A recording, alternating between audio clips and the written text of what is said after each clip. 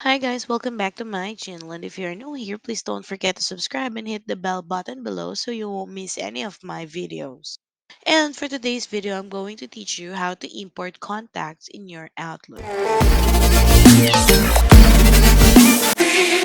So proceed with logging into your Outlook account using an application or your web browser. But for me, I'm using right now is the one from web browser.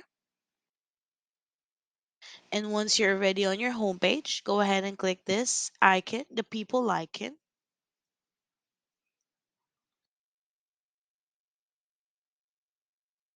Wait for it to load.